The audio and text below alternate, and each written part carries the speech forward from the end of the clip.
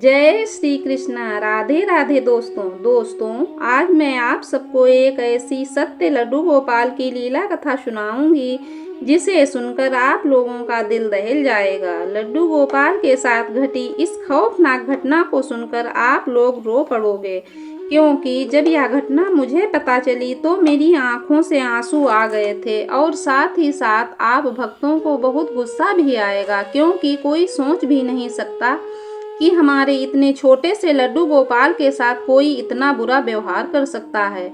हमारे छोटे से नन्हे से लड्डू गोपाल को कोई इतनी तकलीफ दे सकता है।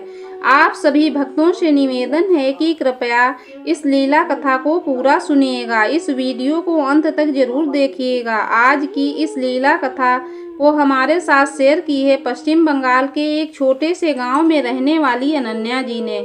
अनन्या जी कहती हैं कि आज मैं बड़ी हिम्मत के साथ यह लीला कथा आपके चैनल के माध्यम से शेयर कर पा रही हूँ, क्योंकि जिस परिस्थिति में मैं पिछले 5 वर्षों से थी, उस समय मुझ में ये हिम्मत ही नहीं थी कि मैं इस घटना के बारे में बात कर सकूं। पर आज मेरी शादी लड्डू गोपाल की कृपा से एक अच्छे परिवार में हुई है। मेरे हस्बैंड बहुत अच्छे हैं, वह मुझसे बहुत प्यार करते हैं। बाकी सब परिवार भी बहुत अच्छा है, वह भी हमें बहुत मानते हैं और मैं उस नर्क से निकल पाई। मैं अपने लड्डू गोपाल की सेवा अच्छे से कर रही हूँ, इसलिए यह घटना आपके चैनल से बाकी भक्तों तक पहुँचा पा रही हूँ। लेकिन अनन्या जी जब यह घटना हमारे साथ शेयर कर रही थी तो लगा कि उनके साथ यह घटना अभी अभी घटी हो, अब भी वो इस दर्द को महसूस करती हैं। अब जब यह पूरी बात हमें पता थी तो वह कई बार रो पड़ी। दोस्तों, उनके आंखों के आंसू देखकर, उनके दर्द को समझकर, बाल गोपाल की दशा को सुनकर सच कहूँ तो मेरी आंखों में भी आंसू आ गए। दोस्तों, अनन्या जी कहती हैं कि हमने अपने जीवन में हमेशा उतार चढ़ाव देखा है। बचपन से कभी मैंने खुशी नहीं पाई, क्योंकि मेरी मम्मी ने दूसरी शादी की थी। जिससे मेरी मम्मी की शादी हुई थी, मेरे नए पापा, उनकी पहली पत्नी की मृत्यु हो चुकी थी। उनका पहले से एक लड़का था, वह मुझसे काफ़ी बड़ा था। उस समय मैं 5 वर्ष की थी। मेरी मम्मी भी बड़ी गरीबी से मेहनत करके मेरा पालन पोषण कर रही थीं। फिर उन दोनों की शादी कर ली। मेरे सौतेले भाई की उम्र 16 साल की थी। उन्होंने मेरी मम्मी को कभी माँ नहीं माना, ना ही मुझे मानते थे। मुझे कभी बहन का प्यार मिला ही नहीं। वो तो मुझे देखना भी नहीं चाहते थे। मेरी माँ से नफरत करते थे। मैं बहुत छोटी थी, मुझे समझ नहीं थी। मैं भैया भैया कहकर उनके आगे पीछे घूमती रहती थी तो वह मुझे डांट कर भगा देते थे, कभी कभी हाथ भी उठा देते थे। पर मेरी मम्मी की किस्मत शुरू से ही खराब रही। पहले मेरे पापा की मृत्यु हो गई और जब यह दूसरी शादी की, जब मेरी उम्र 5 साल की थी, उनकी शादी के 6 साल बाद दूसरे पापा भी चले गए। अब उनके जाने के बाद मेरी मम्मी फिर से असहाय और लाचार हो गई थी, क्योंकि मेरी मम्मी की शादी तो हुई थी पर पापा की जितनी भी धन संपत्ति थी उस पर मेरी मम्मी का कोई हक नहीं था, क्योंकि वो पहले से ही मेरे सौतेले भैया के नाम थी। अब जब मेरे पापा नहीं रहे तब तो सब सौतेले भैया का हो गया, हमारा तो कुछ नहीं था। और हमारे भैया की उम्र 21 वर्ष हो गई थी। उनका भी कॉलेज पूरा हो गया था, अच्छी जॉब करने लगे थे। मेरी मम्मी का वह बहुत अपमान करते थे। मेरी माँ को गंदी गंदी गालियाँ भी दिया करते थे। मैंने अपनी आँखों से देखा है।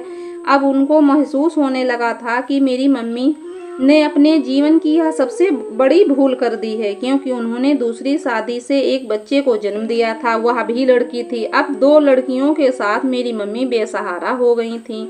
मेरी उम्र 12 साल की थी और मेरी छोटी बहन 4 साल की थी।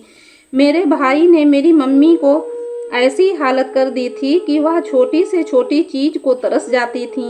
हम दोनों को नए कपड़े ला सकें या फिर पेट भर खिला सकें, इतना भी मेरी मम्मी नहीं कर पाती थी।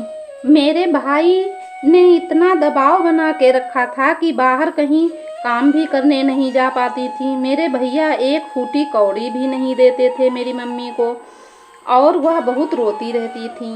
वह अपने आप को कोसती थी कि उन्होंने दूसरी शादी की ही क्यों। अगर उनकी किस्मत में पति का साथ नहीं था, न कोई सुख था, तो वह एक बेटी के साथ गुजारा जैसे तैसे कर ही लेती। अब यह दूसरी बेटी, 2 बेटियों के साथ वह अपने दिन कैसे गुजारेंगी। मेरी मम्मी का बहुत अपमान होता था। मेरी मम्मी बर्दाश्त नहीं कर पाती थीं। मेरी छोटी बहन तो बहुत छोटी थी, उसे ज्ञान ही नहीं था, पर मैं सब कुछ समझती थी। अपनी मम्मी को रोते हुए देखती थी, तड़पते हुए देखा था, पर मैंने अपनी मम्मी से कुछ भी नहीं कहा।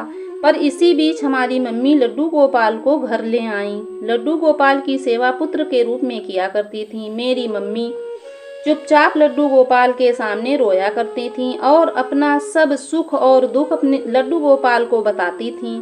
ऐसे ही 4 साल बीत गए। मेरे भैया ने अपनी पसंद की शादी एक लड़की से कर ली। भाभी के आने के बाद और भी अत्याचार बढ़ गया। मेरी भाभी भी वही करेंगी ना जो मेरे भैया मेरे साथ किया करते थे। एक दिन रात मजदूरों की तरह हम लोगों से काम करवाया जाता था। हमारी पढ़ाई भी छुड़वा दी गई थी। मेरी भाभी मुझसे बहुत काम करवाती थी।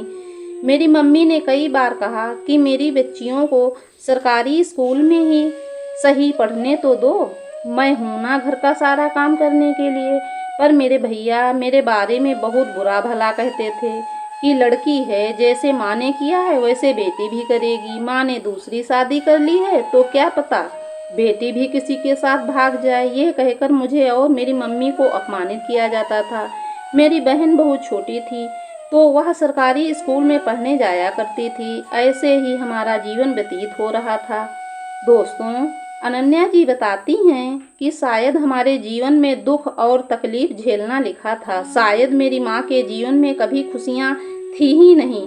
कभी कभी मेरी मम्मी के पेट में बहुत तेज दर्द होता था, पर मेरी मम्मी घर के कामों में इतनी उलझी रहती थीं, वह सब कुछ बर्दाश्त कर लेती थीं। कभी अपने ऊपर ध्यान ही नहीं देती थीं, क्योंकि हमारे पास पैसे भी नहीं थे कि उन्हें डॉक्टर के घर दिखवा सकें। इसलिए मेरी मम्मी किसी से कुछ नहीं कहती थीं। मेरी मम्मी को जब बहुत ज़्यादा दर्द होता था तो वह एक दर्द की गोली मंगवाकर खा लेती थीं।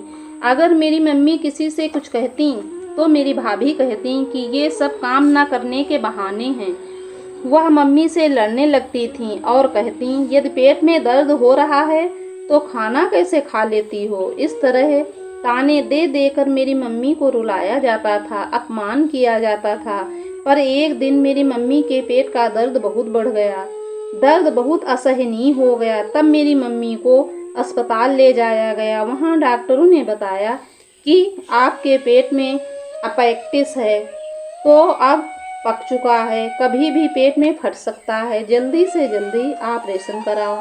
मेरे भैया ने कह दिया कि इतनी जल्दी इतने पैसों का इंतजाम हम कैसे करेंगे, मेरे पास इतने पैसे नहीं हैं, रुको मैं देखता हूँ। मेरी मम्मी दर्द से छटपटाती थीं, रोती थीं। मेरे भैया भाभी को जरा भी दया नहीं आती थी। उनके पास धन संपदा की कोई कमी नहीं थी। मेरे भैया अच्छी जाग करते थे। डॉक्टर ने तो 25,000 रुपये की मांग की थी, फिर भी मेरी मम्मी का इलाज नहीं कराया गया। मेरी मम्मी रोती थी तो मेरी भाभी को नौटंकी लगता था। घर का सारा काम मैं करने लगी जिससे मेरी मम्मी को कुछ राहत मिल जाए। अगले 4-5 दिनों में मेरी मम्मी की हालत बहुत ख़राब हो गई। अब तो वो मेरी मम्मी न घर का कोई काम कर पाती थी और ना ही लड्डू गोपाल की सेवा कर पाती थी। मेरी मम्मी रोते हुए किसी तरह कान्हा के पास जाकर बैठ गईं और रोते हुए उनसे कहने लगीं कि हे मेरे लल्ला, मुझे लगता है कि अब मैं और ज़्यादा नहीं जी पाऊंगी। तुम हमारी बेटियों का ध्यान रखना। मेरे लड्डू गोपाल, मेरी बेटियों के लिए तुम ही सब कुछ हो। ऐसा कहकर फूट फूट कर मेरी मम्मी रोने लगी। मैं अपनी मम्मी को समझा रही थी कि मम्मी कुछ नहीं होगा आपको, तुम ठीक हो जाओगी। पर मेरी मम्मी को शायद पता चल चुका था, वह ज़्यादा दर्द बर्दाश्त नहीं कर पाएंगी। मेरी भाभी लड्डू गोपाल का मजाक बनाया करती थीं। एक दिन मेरी मम्मी से भाभी ने कहा कि तुम तो लड्डू गोपाल की इतनी पूजा करती हो, इतनी सेवा करती हो, तो इतनी भक्ति करती हो, तो फिर इतने दुख और तकलीफ तुम पर क्यों आते हैं, इतना बड़ा दर्द क्यों झेल रही हो, क्यों तुम्हारे लड्डू गोपाल ने ठीक नहीं कर दिया, तुम्हारे पेट में इतनी बड़ी बीमारी हो गई। यह कहकर मेरी मम्मी को खूब सुनाती हैं। मैंने अपने भैया भाभी से बार बार कहा कि मेरी मम्मी का ऑपरेशन करवा दीजिए, पर हमारी किसी ने एक भी नहीं सुनी। अंततः एक दिन मेरी मम्मी के पेट में अपेंडिक्स फट गया, दर्द बढ़ गया। अब उन्हें अस्पताल ले जाया गया। डॉक्टरों ने कह दिया कि अब बचाया नहीं जा सकता है। कुछ ही घंटों में मेरी मम्मी की मृत्यु हो गई। मेरी मम्मी हम दोनों बहनों को छोड़कर चली गई थी। अनन्या जी रोते हुए कहती हैं कि उस समय हम पर क्या बीता था, क्या गुजरा था, हम शब्दों में नहीं बता सकती हैं। मेरी मम्मी के अलावा हमारा कौन था? हम दोनों बहनें अनाथ हो चुकी थीं। उस समय अपने भैया भाभी के साथ कैसे रहती? सच पूछो तो मुझे भैया भाभी के प्रति पहले ही बहुत नफरत भर चुकी थी, पर मैं करती तो क्या करती? मैं अपने हाथों मजबूर थी। मुझे अपनी छोटी बहन के साथ रहना तो उन्हीं के साथ था, तो मैं अपने भैया भाभी के साथ ही रहती थी। मेरी छोटी बहन स्कूल जाया करती थी। मेरी भाभी मुझसे तरह तरह के ताने देती थी। मेरे भैया मुझे बहुत सुनाते थे। मेरी छोटी बहन के लिए कभी ट्यूशन भी नहीं लगवाया, पर वह पढ़ने में इतनी अच्छी थी कि वह खुद ही अच्छे नंबरों से पास हो जाया करती थी। हम दोनों बहनों को मेरे भैया भाभी बहुत तकलीफ देते थे। हमेशा मेरे भैया भाभी मेरी मम्मी को गालियाँ देते थे, कहते थे खुद तो मर गई और दो बेटियों को हमारे सर पर छोड़ गई। और यहाँ तक मेरे भैया अपने पापा को भी खूब गालियाँ देते थे, कहते थे कि बुढ़ापे में शादी करने का बड़ा शौक चढ़ा था, हमारे गले यह बोझ बांध दिया। ऐसा कहकर हम दोनों बहनों को बहुत ही अत्याचार किया जाता था। भाभी दिन भर बैठी रहती और मैं घर का सारा काम करती थी, खाना बनाती थी। इसके बावजूद कोई ऐसा दिन ना हो जिस दिन हम दोनों बहनों को भरपेट भोजन दिया गया हो। इधर हम अपने लड्डू गोपाल के लिए कुछ अच्छा प्रबंध नहीं कर पाते थे। हमेशा मिश्री बतासा या फिर शक्कर का ही भोग लगा दिया करते थे। किसी तीज त्योहार पर हमारा मन होता था कि हम भी अपने लड्डू गोपाल को अच्छा अच्छा भोग लगाएं, नहीं लगा पाते थे। बहुत कष्ट होता था, बहुत रोती थी, क्योंकि मेरी मम्मी लड्डू गोपाल से बहुत प्रेम करती थी। मुझे ऐसा लगता था कि मेरी माँ के बाद मेरे लड्डू गोपाल ही मेरे सब कुछ हैं, अपने हैं। उनमें मेरी माँ की छवि दिखाई देती थी। भाभी का एक लड़का था। जब वह थोड़ा बड़ा हो गया और खाने लगा तो उसके लिए घर पर अंडा बनाया जाता था, प्याज लहसुन बनाया जाता था। हमें बहुत बुरा लगता था, क्योंकि पहले तो जो भी चावल सब्जी मिलता था हमको खाने में, उसी का भोग हम अपने लड्डू गोपाल को लगा दिया करते थे। पर अब तो वो भी नहीं कर पाते हैं। कभी किसी त्योहार में कुछ अच्छा हो तो दूर की बात, मिश्री बतासे के अलावा हम दाल चावल भी भोग नहीं लगा पाते थे। अब मेरी उम्र 18 वर्ष की हो गई थी। मुझे बहुत बका जाता था, बुरा भला कहा जाता था। घर पर कोई भी आए तो सबसे मेरी भाभी यही कहती थी कि कोई लड़का हो तो बताना, हम दहेज में 1 रुपया भी नहीं देंगे, तो आप लोग ऐसा ही लड़का हमें ढूंढ के बता देना। मांग में सिंदूर पड़ जाए और ये अपने घर चली जाए और मुझे कुछ नहीं चाहिए। कई बार मेरे मन में आया कि मैं मर जाऊं, खुद को खत्म कर लूं, पर मैं केवल अपनी बहन के लिए जीती थी। मुझे लगता था अगर मुझे कुछ हो गया तो ये लोग मेरी बहन के साथ पता नहीं क्या करेंगे। साथ ही साथ मुझे ये भी चिंता सताती थी कि मेरी शादी हो गई तो मुझे अपनी बहन से अलग होना पड़ेगा, पर मेरी बहन तो इतनी छोटी है, उस पर क्या गुजरेगी? मेरे भैया भाभी उसके साथ कितना बुरा बर्ताव करेंगे? सब कुछ सोचकर मैं इतनी कमज़ोर हो गई कि मुझे खाना पीना कुछ भी अच्छा नहीं लगता था। मैं अपनी बात किसी से कह भी नहीं पाती, और किससे कहूँ? कौन सुनेगा मेरी बात? मेरी बहन अभी बहुत छोटी है, अगर मैं उससे कुछ कहूँ तो वह रोने लगेगी। अब मैं अपने लड्डू गोपाल के पास बैठकर खूब रोती थी। अपनी माँ की तरह लड्डू गोपाल से बातें किया करती थी। किसी तीज त्योहार पर भी हम दोनों बहनों को कपड़े नहीं खरीदे जाते थे, और ना ही मेरे लड्डू गोपाल के लिए। मैं अपने लड्डू गोपाल और अपनी बहन के लिए तड़पती थी। कलेजा फट जाता था। मैंने अपने लिए तो कभी कुछ नहीं चाहा था, पर मैं जब दूसरे बच्चों को नए कपड़े पहने देखती थी तो मुझे मेरी बहन के लिए बहुत बुरा लगता था। वे छोटे थे, मेरे लड्डू गोपाल, जिनकी पोशाक शायद 50 रुपए में मिल जाती थी, पर मेरे पास इतने भी रुपए नहीं थे कि मैं साल में एक बार जन्माष्टमी पर अपने लड्डू गोपाल के लिए कपड़े ला सकूं। मम्मी के रहते मुझे 2 सूट का कपड़ा दिलवाया था। इतने वर्षों में मैं काट काट कर लड्डू गोपाल के लिए अपने हाथों से सिलकर पहनाती थी। मुझे सिलाई बुनाई कुछ भी नहीं आता था, पर जैसे बनती मैं उसे सिलकर अपने लड्डू गोपाल को पोशाक पहनाया करती थी। पर अपनी बहन के लिए तो मैं वो भी नहीं कर पाती थी। दोस्तों, अनन्या जी कहती हैं कि मैंने अपने जीवन में बड़े से बड़ा दुख देखा है, बुरा से बुरा समय देखा है, तकलीफ़ें झेली हैं, अपने भैया भाभी का अत्याचार सहा है। उन लोगों ने हमें बहुत ताने दिए, बहुत गालियाँ दी, पर मैंने अपने लड्डू गोपाल की सेवा नहीं छोड़ी, क्योंकि मेरी मम्मी को मैंने लड्डू गोपाल पर अटूट विश्वास करते हुए देखा है। मेरी मम्मी मरते हुए भी बोल कर गई थीं कि लल्ला, मेरी बेटियों की रक्षा करना, हमेशा उनके साथ रहना। मैं भी हमेशा यह विश्वास करती थी कि मेरे लड्डू गोपाल हमारा साथ कभी नहीं छोड़ेंगे। हमारे साथ जो भी हो रहा है शायद वह हमारे कर्मों का फल हो, पर आने वाले समय में सब कुछ अच्छा होगा, सब कुछ ठीक हो जाएगा। बस यही उम्मीद हमेशा हमारे मन में रही। मैंने यह सोच लिया, यह ठान लिया था कि मेरे जीवन में चाहे कुछ भी हो जाए, मैं लड्डू गोपाल को कभी भी अपने से दूर नहीं करूँगी।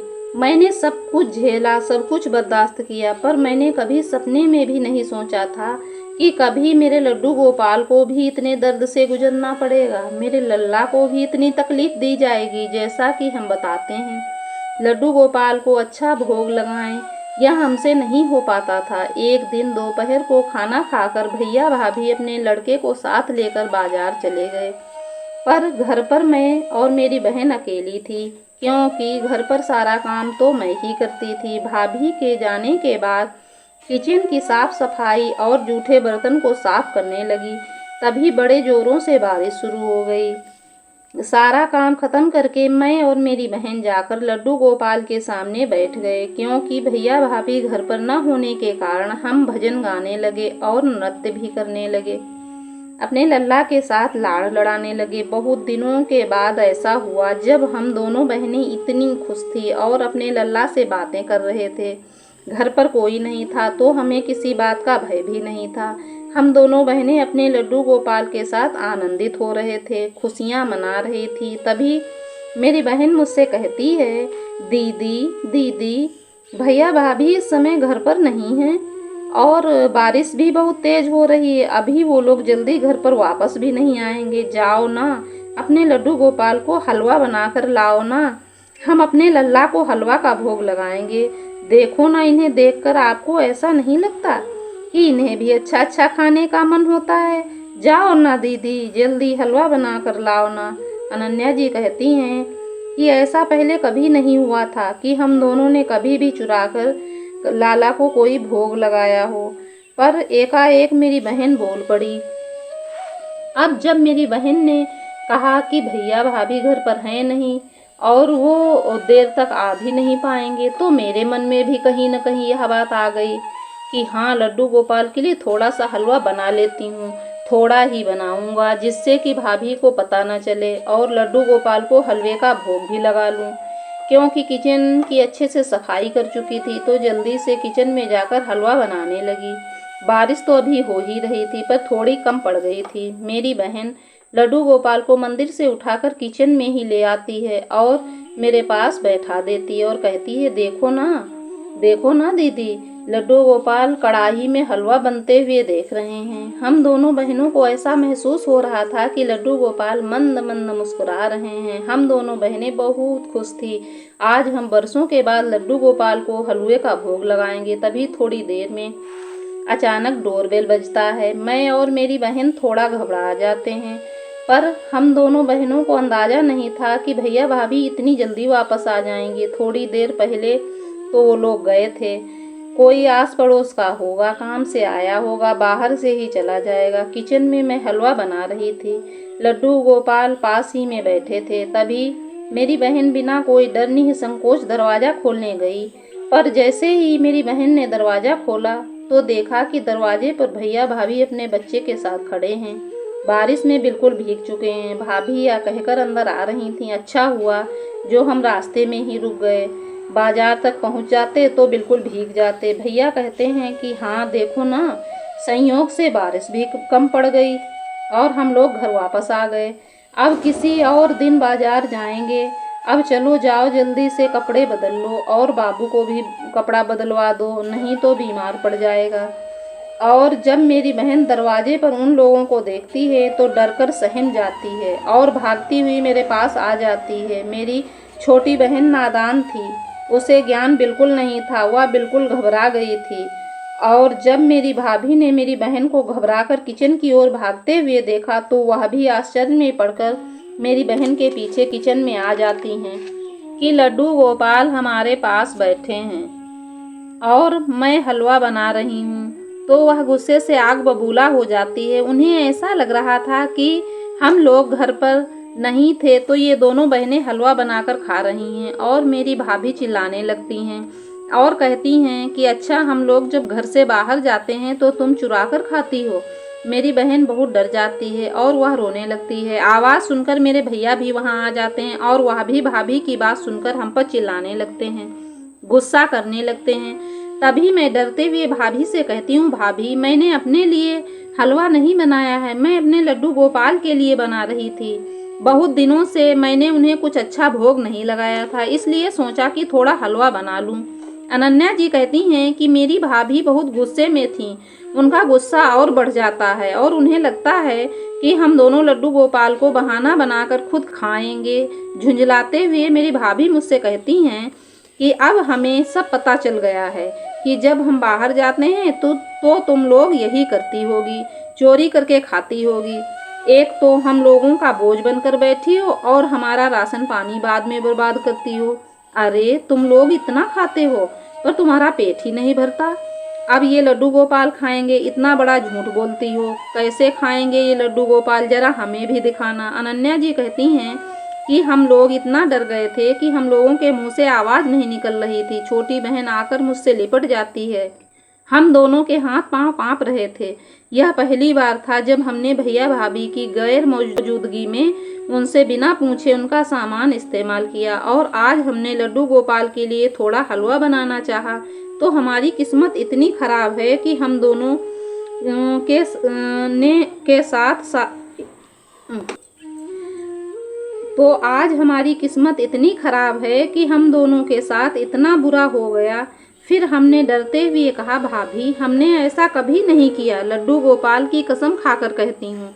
आज पहली बार हमें लगा कि लड्डू गोपाल को हलवा खाना है तो बस थोड़ा सा हलवा कढ़ाई में बना लिया। लड्डू गोपाल बहुत दिनों से कुछ अच्छा नहीं खाए हैं, कुछ अच्छा भोग नहीं लगाया, बस इसी के लिए हमने जरा सा हलवा बनाया। तभी मेरी भाभी गुस्से में मेरे पास आती हैं, वहाँ से मुझे हटा देती हैं और कहती हैं, अच्छा, लड्डू गोपाल खाएंगे, तुम लोग तो नहीं खाओगी ना, सब तुम्हारे लड्डू गोपाल खाएंगे तो ठीक है, मैं इन्हें खिला देती हूँ। या कहते हुए मेरी भाभी गरम गरम हलवा चम्मच से उठाकर कढ़ाई से निकाल कर लड्डू गोपाल के मुंह में ठूंस देती हैं। अनन्या जी कहती हैं कि मैं और मेरी बहन इतना डर गए थे कि मुझ में इतनी भी हिम्मत नहीं थी कि हम अपनी भाभी को रोक सकें। हम लोगों के मुंह से आवाज़ नहीं निकल रही थी, बस रोए जा रही थी। तभी हमने हिम्मत करके भाभी से कहा कि भाभी, ऐसा मत करो, लड्डू गोपाल जल जाएंगे, इतना गर्म हलवा उनके मुंह में मत डालो। भाभी, अब हम ऐसा कभी नहीं करेंगे, भाभी हमें माफ़ कर दीजिए। तभी मेरे भैया जो वहीं खड़े थे आकर कहते हैं, नहीं नहीं, ऐसे कैसे चलेगा, अरे भगवान हैं तो भगवान का मुंह कैसे जल सकता है, और तुमने तो लड्डू गोपाल के लिए ही बनाया था, उन्हें ही खिला रहे हैं ना, खिलाने दो ना, छोटे से लड्डू गोपाल, इनका मन थोड़े से कहाँ भरता है, छोटे से बच्चे हैं, इन्हें तो सब कुछ ज़्यादा ही चाहिए, अच्छे से हलवे के बर्तन में डूब डूब कर हलवा खाएंगे ना। तो या कहकर मेरे भैया लड्डू गोपाल को गरम गरम कढ़ाई में डाल देते हैं। लड्डू गोपाल का पूरा मुंह कढ़ाई में डाल देते और कहते हैं, खा लो ना, लड्डू गोपाल तुम्हारे लिए इतने प्यार से हलवा बनाया गया है, पूरा खा लो। अनन्या जी कहती हैं कि मेरा कलेजा फट गया और मैं लड्डू गोपाल को गरम गरम कढ़ाई में डुबो दिया गया और मैं तुरंत जाकर गरम कढ़ाई में हाथ डालकर बाहर निकाला और मेरे भैया भाभी वहीं खड़े थे। वे चिल्लाने लगे, गुस्सा करने लगे कि लड़की की हिम्मत तो देखो, अभी सुधरी नहीं है, देखो क्या कर रही है। अनन्या जी कहती हैं कि मैंने भैया भाभी की एक न सुनी और दौड़ते हुए आंगन की ओर आ गई। बाल्टी में पानी रखा था, मैंने लड्डू गोपाल को तुरंत पानी में डुबो दिया। मेरे लड्डू गोपाल का पूरा विग्रह गर्म हो चुका था। मुझे ऐसा लग रहा था कि जैसे मेरे लड्डू गोपाल गर्मी से तप रहे हों। गर्म कढ़ाई में डुबो दिया गया मेरे लड्डू गोपाल को। मेरे लड्डू गोपाल जल गए थे और मेरी बहन दोनों रो रहे थे। अनन्या जी कहती हैं कि दीदी, मैं इतनी अभागन हूँ कि मेरे पास कोई ठंडा पेय पदार्थ भी नहीं था जो मैं अपने लड्डू गोपाल को पिला सकूं। मेरे पास तो चंदन भी नहीं था जो मैं लड्डू गोपाल के जख्मों पर चंदन का लेप लगा सकूं। मेरे घर में नारियल का तेल था, मैंने पूरे विग्रह पर तेल का लेप लगाया। नारियल के तेल से धीरे धीरे उनके शरीर की मालिश की। मैं जो रोए जा रही थी, ऐसा लग रहा था कि जैसे मेरे लल्ला का दर्द से कराह रहे थे। मेरे लड्डू गोपाल बहुत तकलीफ हो रही थी और हम दोनों बहनें खुद को कोस रहे थे। मुझे इतना बुरा लग रहा था कि हम बता नहीं सकते। सब हमारी गलती है। आज हमारी गलती की सजा हमारे छोटे से लड्डू गोपाल को मिली है। मेरे लड्डू गोपाल तो मिश्री बतासे में ही संतुष्ट थे। लल्ला ने हमसे किसी चीज की कभी मांग ही नहीं की थी। यह तो हमारी ही गलती है जो हम लड्डू गोपाल को हलवा बनाने गए और हमारी गलती की वजह से हमारे लड्डू गोपाल को इतनी यातनाएं दी गईं।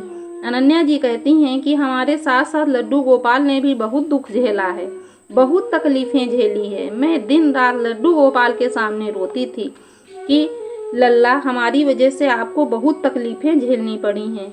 मैं उनसे कहती कि लल्ला, अब अगर हमारी शादी हो जाए तो मैं तुमसे दूर हो जाऊंगी, अपनी बहन से दूर हो जाऊंगी।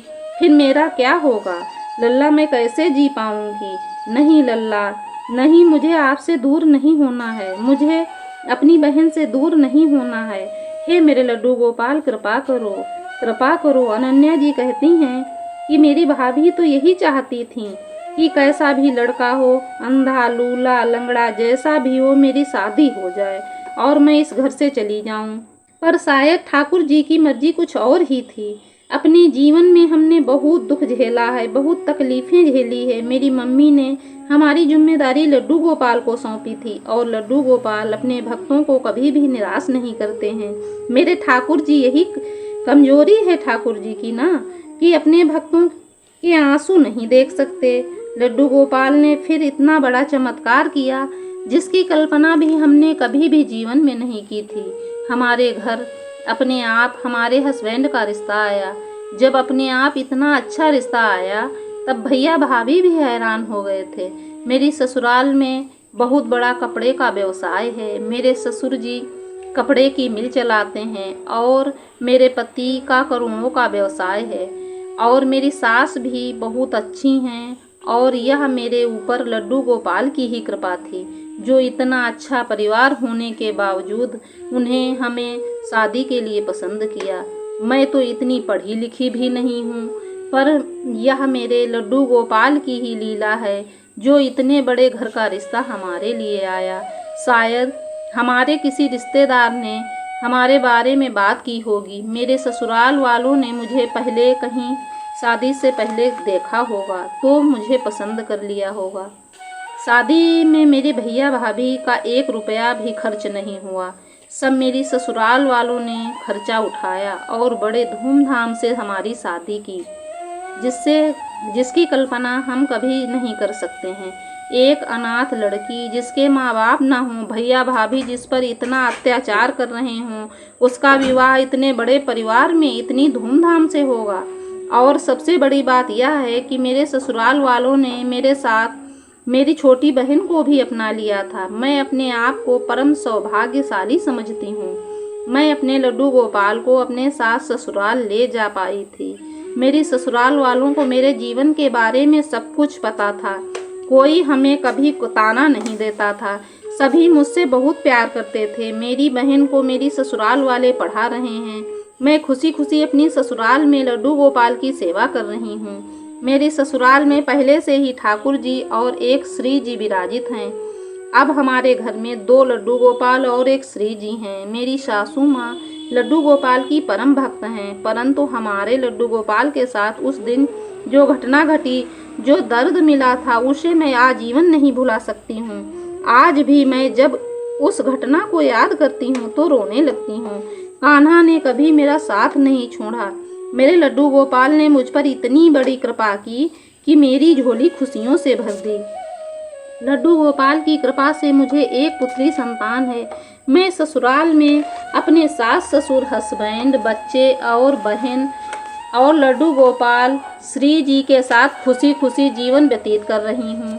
मेरे लड्डू गोपाल से यही प्रार्थना है कि अपनी कृपा दृष्टि पूरे परिवार पर बनाए रखना और मैं आजीवन आपकी सेवा कर सकूं। अनन्या जी, आपका बहुत बहुत धन्यवाद जो आपने लड्डू गोपाल की इस हैरान कर देने वाली, हृदय को झकझोर देने वाली घटना हमारे साथ शेयर की, जिसको हम हमारे चैनल के माध्यम से बाकी सारे भक्तों तक पहुंचा सकूंगी। अपना साथ और प्यार बनाए रखिए। दोस्तों, यह दर्दनाक घटना और लड्डू गोपाल के साथ किया गया इतना बड़ा कुकर्म सुनकर किसी भी कृष्ण भक्त की आंखों में आंसू आ जाएंगे। बहुत बुरा लगता है जब नास्तिक लोगों की वजह से हमारे लड्डू गोपाल को इतना दर्द झेलना पड़ता है, इतनी तकलीफ झेलनी पड़ती है। हे मेरे लड्डू गोपाल, ऐसे लोगों का मार्गदर्शन कीजिए। हे मेरे लड्डू गोपाल, ऐसे लोगों को भक्ति की राह पर लेकर आएं। दोस्तों, इस घटना पर आपके क्या विचार हैं, क्या राय है, कमेंट में ज़रूर बताएं। मुझे आप सबके कमेंट का इंतज़ार रहता है। प्रत्येक दिन की भांति लीला कथा के अंत में मैं आप सभी भक्तों से हाथ जोड़कर विनम्र निवेदन करती हूँ कि ठाकुर जी की भक्ति कीजिए, लड्डू गोपाल की सेवा कीजिए, नाम जप कीजिए और एक बार मेरे साथ प्रेम से कहिए, बोलो बांके बिहारी लाल की जय, लड्डू गोपाल की जय। जय जय श्री राधे।